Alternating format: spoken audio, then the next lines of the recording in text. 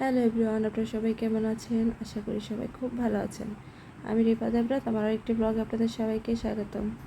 এই তো সকালে ঘুম থেকে উঠেই আমরা সবাই রেডি হয়ে নিলাম। আমরা যাব আজকে শ্রী চৈতন্য মহাপ্রভুর ধামে। এই যে মাসি, মা, প্রিয়া, আমরা সবাই একসাথে রেডি হয়ে নিলাম। এই তো এখন চলে যাব আমাদের বাসা থেকে। আমরা যেখানে গাড়িতে উঠবো এটা হচ্ছে একটু দূরে, কারণ আমাদের বাড়ির গলিতে বড় গাড়ি আসে না, রিক্সা আসে।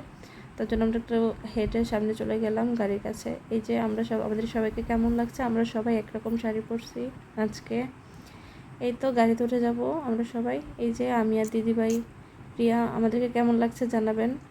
এই যে পিছনে হচ্ছে বড়দি, আমার হাজব্যান্ড। এই তো রাস্তা দিয়ে চলে যাচ্ছি। এই তো মাঝখানে আবার একটু রাস্তা থেকে নামলাম, একটু ব্রেক নিলাম, আমরা সবাই একটু কথা বললাম। অনেক মজা হচ্ছিল। আসলে সবাই একসাথে কোথাও ঘুরতে গেলে অনেক মজা হয়, অনেক ভালো লাগে। গাড়িতে অনেক সুন্দর গান শুনছিলাম, খুব ভালো লাগছিল। আমার মনে হয় এই সিলেটের রাস্তা বাংলাদেশের মধ্যে সব থেকে সুন্দর, স্থির এবং কোনো জ্যাম ছাড়া, কোনো কেওয়াজ ছাড়া যাওয়া, খুব সুন্দর রাস্তা আমার মনে হয় আর কি। আমি আসলে জানি না বা আমি কতটুকু বাংলাদেশকে দেখছি। এই তো মন্দিরে চলে আসলাম, শ্রীকৃষ্ণ চৈতন্য ধাম। আসলে মন্দিরে আসলে মনে হয় যেন এখানে মনে হচ্ছে চৈতন্য মহাপ্রভু আছেন, এরকম ফিল হচ্ছিল।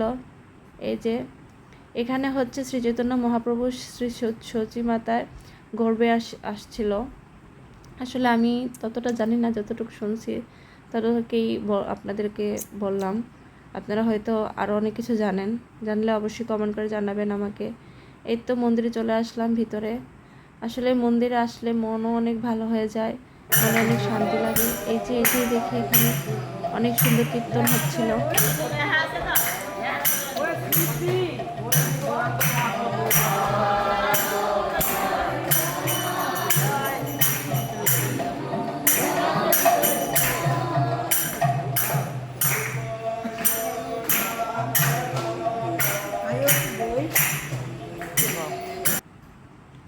এই যে উনি হচ্ছে শ্রী চৈতন্য মহাপ্রভুর ঠাকুরদা, শ্রী শ্রী উপেন্দ্র মিশ্র ঠাকুর। এই যে আপনাদের ওনাকে প্রণাম করবেন আপনারা সবাই।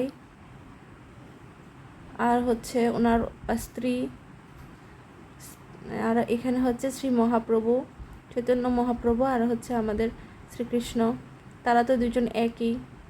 এই যে এখানে হচ্ছে সচী মাতা আর ওনার স্বামী, মহাপ্রভুর মা বাবা।